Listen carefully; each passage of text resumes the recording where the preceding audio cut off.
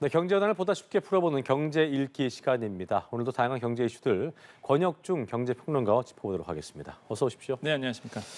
자, 사우디 국빈 방문 중인 윤석열 대통령, 빈 살만 사우디 왕세자 만나서 양국 협력 방안을 담은 공동성명, 43년 만에 한국 사우디 간의 공동성명이었는데요. 그래서 더 의미가 있는 것 같습니다. 네네. 일단 44개 조항에 걸쳐서 건설도 그렇고 에너지, 탈탄소 등의 다양한 분야에 대한 포괄적 협력에 합의를 했는데 주요 내용 좀 짚어볼까요? 네, 그렇습니다. 그 1980년이었죠. 이제 최규하 대통령이 그때 이제 한국과 사우디에 방문해서 공동 성명을 발표를 했었는데 그때 이후에 이제는 두 번째입니다. 그러니까 43년 만인 거죠. 그래서 의미가 좀 남다르고 사실 그 이후에 사실 중동 건설 붐이 일어나면서 우리나라 기업들이 많이 진출했었거든요. 예. 그래서 8차례 정상급 그 교류가 있었어요. 네. 근데 그 당시에는 이제 공동 성명이 나오지 않았다가 예. 이번에 이제 두 번째 공동 성명이 이제 발표가 된 거죠. 이게 좀 의미가 좀 남다르다고 보시면 되겠고요. 예. 실제 이제 62년도에 수교를 했는데 그 이후부터 이게 경제 규모가요 무려 한 400배 이상 성장을 했습니다. 그 정도로 이제 한국과 사우디와의 교류가 좀 활발했다라고 보시면 되겠고 예. 그럼에도 불구하고 이제 구체적인 공동 성명이 안 나왔었는데 이번에 나왔다는 게 또 다시 한번 의미가 있다라고 말씀드리겠고 이번에 또 얘가 나왔던 게 상호 투자 적극 확대라는 부분이 나왔었는데요. 뭐 당연히 우리가 갖고 있는 뭐 IT 기업이라든지 방산이라든지 우주 항공 기술이라든지 이런 것들과 그다음에 이제는 사우디가 가지고 있는 이제 여러 가지의 그 원유라든지 아니면 에너지 이런 어떤 부분들에 대해서 상호 투자가 이루어지는 부분이라 보시면 되겠는데 아까 말씀하신 것처럼 이제는 공동 성명에 건설, 탄소 44개 이제 조항으로 구성이 되어 있는데 여기에 보면 뭐 수소 경제라든지 스마트 시티 그다음에 뭐 미래형 교통수단 스타트업 그러니까 그 사우디의 청년들 이에 대한 스타트업에 대한 관심들 그래서 퍼스트 무버라는 이제 표현을 윤 대통령께서 쓰셨는데 예. 이런 부분들에 대해서 이제는 상호 협력 부분에 대해서 이제 얘기가 나왔다라고 보시면 되겠고요. 그다음에 이번에 저는 굉장히 준비를 잘해갔다라는 평가를 해보는 게 사실 제가 개인적으로 궁금했던 거는 이제는 세계박람회의 이슈가 어떻게 좀 사우디와 얘기가 나올까였어요. 예. 근데 윤 대통령께서 이런 얘기를 하셨어요. 사우디 2034년 이제 월드컵 유치 선정을 환영한다. 굉장히 사실 숨은 의도가 있거든요. 그러니까 사우디는 34년 월드컵 하고 우리가 2030년 세계박람회 우리가 할게. 저는 이렇게 좀 의미를 읽었거든요. 그래서 그런 생각을 했었습니다. 네, 그래서 굉장히 이게 딱 한마디였는데 굉장히 그 사우디 쪽에 강한 임팩트를 주지 않았을까. 왜냐하면 세계 3대 메가 이벤트가 이제 올림픽, 월드컵, 그다음 세계박람회거든요. 그러니까 우리는 세계박람회를 아직 못했어요. 등록박람회를. 그래서 이번에 우리가 하고 월드컵은 사우디가 해라. 이런 의미로 좀 받아들일 수 있다. 그래서 준비를 잘 해가지 않았나 이런 생각을 해봅니다. 네. 윤 대통령 이제 네옴시티 수주 등 경제 일정에 주력을 또 했고요. 또 이번 사우디 국빈 방문 일정에 동행한 기업 총수들도 많았기 때문에 투자 유치에 힘을 쏟고 있는 상황인데 일단 구체적으로 어떤 성과를 기대할 수 있겠고 또 올린 건지 들어보겠습니다. 그렇죠. 그 네옴시티 같은 경우가 이제 많은 분들이 관심을 갖고 있는데 이게 초대형 건설입니다. 사실 이게 지금 보면 5천억 달러 규모거든요. 그러니까 우리 돈으로 환산해 보면요 한 671조 원이 돼요. 근데 우리나라 내년도 2024년도 예산안을 본다 그러면 696조 원이거든요. 거의 우리나라 한 해의 예산이네요. 네, 한 해의 예산을 한 나라의 도시에 이제 쏟아붓는 겁니다. 그러니까 엄청난 규모의 이제 건설 인프라 사업이라고 보시면 되겠는데 여기에 이제 우리나라의 삼성물산이 네옴 옵타곤이라고 해갖고 첨단 건설 협력 MOU를 이번에 이제 맺었어요. 그러니까 여기에 이제 첨단 건설 수주에 이제 삼성물산도 뛰어들었고 내년도에 합작법인을 세우기로 이제 얘기를 끝난 상태거든요. 그래서 이런 부분에 대해서 이제 과시적인 성과다라고 보시면 되겠고요. 팀 코리아를 이제 강조를 했습니다. 원팀이라는 표현을 했는데 여기서 이제 156억 달러 이상의 MOU를 체결한 부분 이것도 이제 성과고요. 총 이제는 쉬운 한 건의 이제는 MOU 체결이 이루어졌었거든요. 현재 가서 그래서 이런 것도 이번에 뭐 순방길의 어떤 최대의 성과라고 저는 생각을 해보겠고 눈에 띄는 거는 사실 이 원유 공동 비축 계약 체결 부분입니다. 저는 여기에 굉장히 남다른 의미를 부여할 수 있는데 그러니까 많은 분들이 이 원유 공동 비축 계약이 뭐냐라고 궁금하실 거예요. 그래서 많은 분들이 생각하시면은 사우디 쪽에다가 그러면 뭔가 탱크로리 세워서 원유 비축을 해놓나 이렇게 하실 때 반대입니다.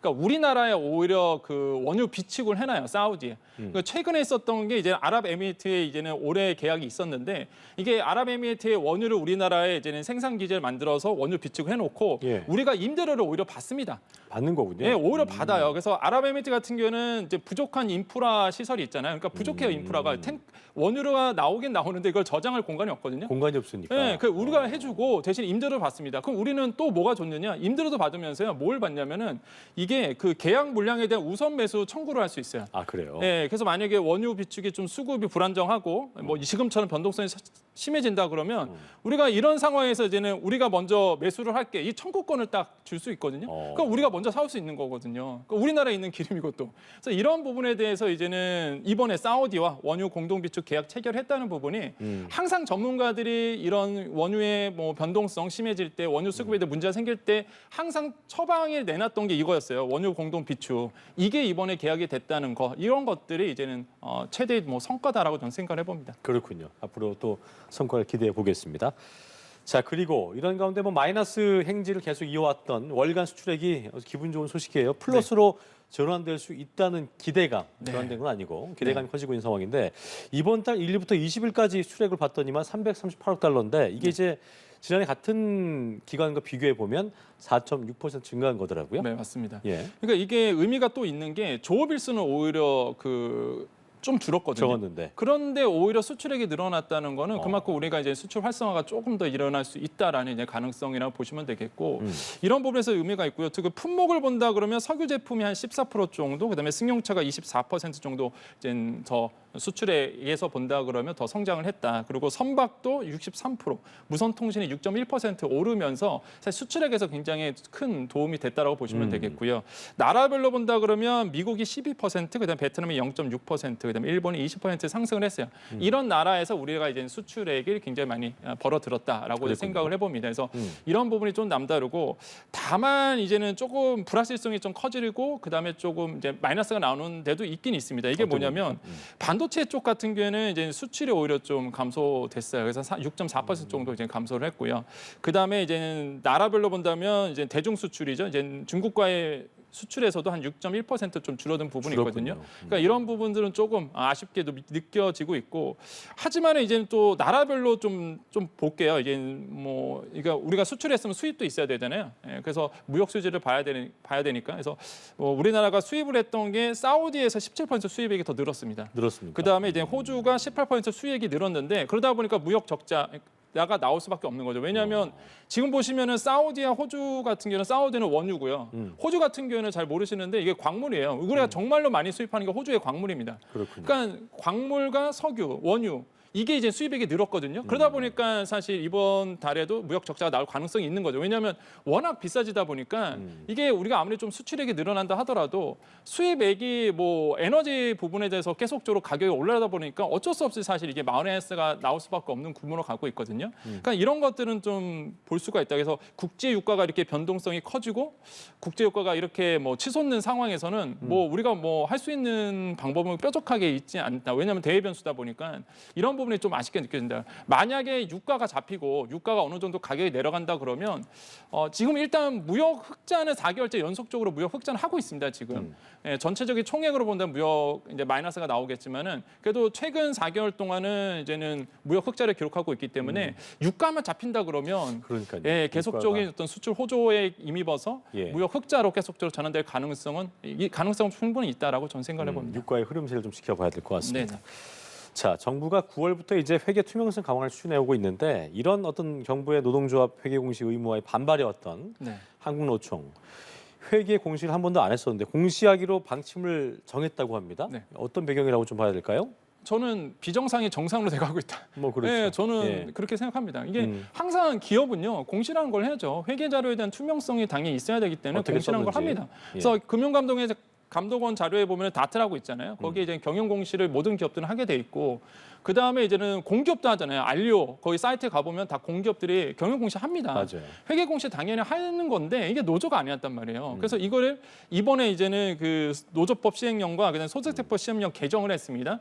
그래서 이제는 현 그 회계 공시 하지 않으면 이 조합원들이죠. 연말정산했을 때 15%의 이제는 조합비 세액공제를 못 받도록 해놨어요. 그게 다른 이제 못 준다는 얘기죠. 네, 세액공제를 못 안 받으면 조합원들이 또 불만의 목소리가 나오거든요. 그럴 수 있죠. 그러다 네. 보니까 이제는 상위 기관이 이제는 양대 노총이 할 수밖에 없는 상황이고 이제는 한국 노총이 먼저 이번에 이제는 이번에 회계 공시에 대해서 공시를 하겠다라고 그냥 목소리가 그래서 나왔다고 보시면 되겠고요.